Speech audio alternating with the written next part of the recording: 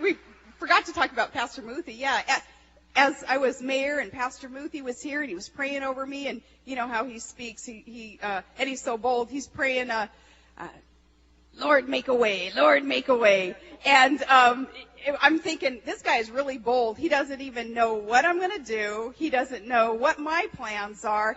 And he's praying not, oh, Lord, if it be your will, may she become governor or whatever. No, he just prayed for it. He said, Lord, make a way and let her do this next step. And that's exactly what happened. So, again, very, very powerful coming from this church. So that was awesome about Pastor Muthee. Yeah.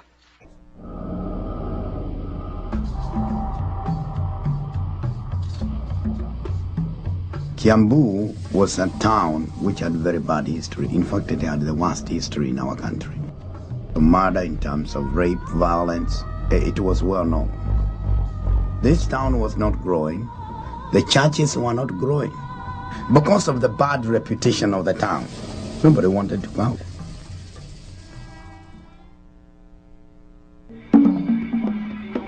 By the late 1980s, this distressed suburb of Nairobi had become one of the most dangerous and oppressive places in Kenya.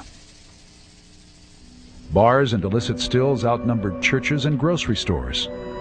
Fueled by a river of alcohol, Kiambu's crime rate rose to worst in the nation. Nobody, especially women, dared venture out after dark. Civil servants routinely paid bribes to avoid assignments in Kiambu. Despite years of effort in this town of 65,000, no church had ever been able to grow beyond a few dozen members. As one weary pastor put it, we preach the gospel here, but the people don't get saved. The Lord spoke to me and my wife back in 1988 and told us to come, that is Kiambu, and to plant a church. Itinerant ministers Thomas and Margaret Muthee weren't exactly thrilled when God called them to the town of Kiambu. They knew church planting in this notorious ministry graveyard would not be easy. In fact, ministry colleagues in Nairobi thought the whole idea was crazy, and they didn't hesitate to say so.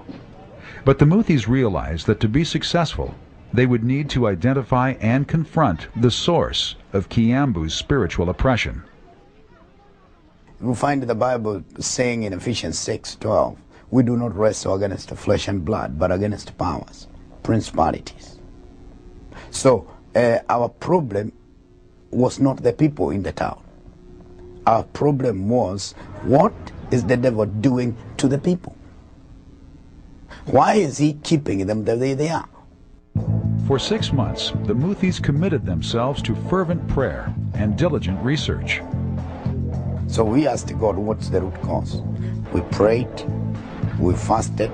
The Lord showed us a spirit of witchcraft resting over the place. They discovered that many of the things going on in Kiambu were linked to a powerful woman named Mama Jane, although she pretended to be a Christian and even called her divination house Emmanuel Clinic. Her business was pure witchcraft. Mama Jane's clientele included the town's top business and political leaders, who came to have their fortunes told. Realizing that Kiambu was in the grip of powerful, evil forces, the Muthees began to press in to God. And at the end of 6 months, we got an assurance in our spirits. The spiritual power over the town had been broken.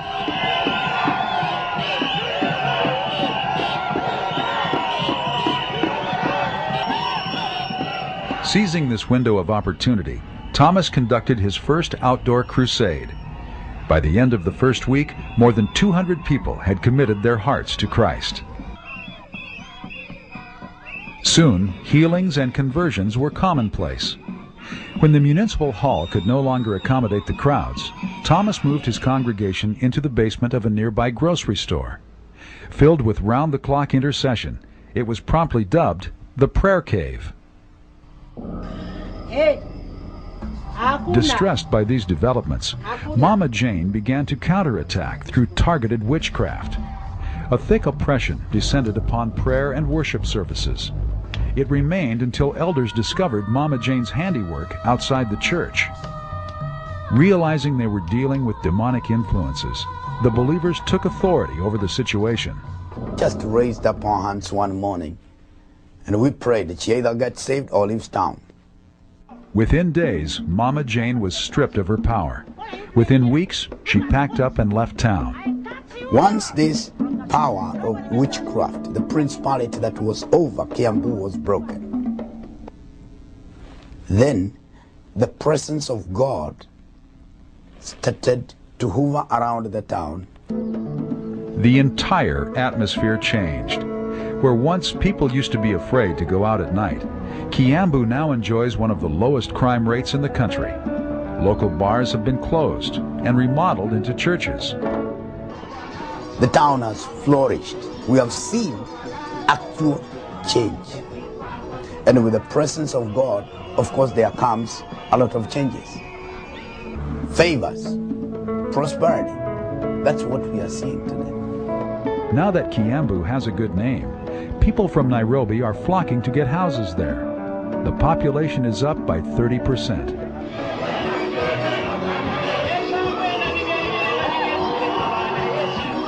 There has also been a dramatic increase in the number of conversions.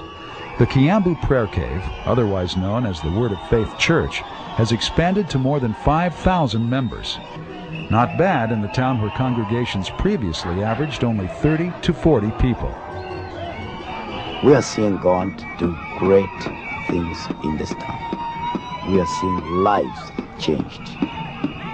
Criminals coming to Jesus, prostitutes, robbers, all kinds of people coming to Jesus. As Thomas is quick to point out, the recipe for continued success must also include prayer. Prayer is communicating with God. It's not simple. It's talking to God, who has the power to change situations. Now, there is so much prayer in this place that helps us.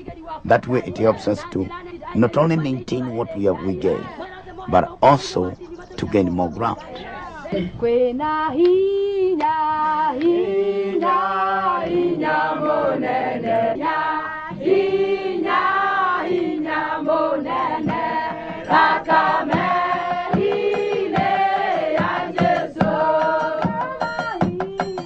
Each day, more than 400 intercessors gather to pray. The routine begins at 6 a.m. They call it their morning glory. This is supplemented by Friday night prayer vigils and Wednesday evening gatherings called Operation Prayer Storm. Prayer generates a power that is extraordinary. It's a power that transforms. I've seen it transform the city. If God can do it in Kiambu, He can do it anywhere in the world.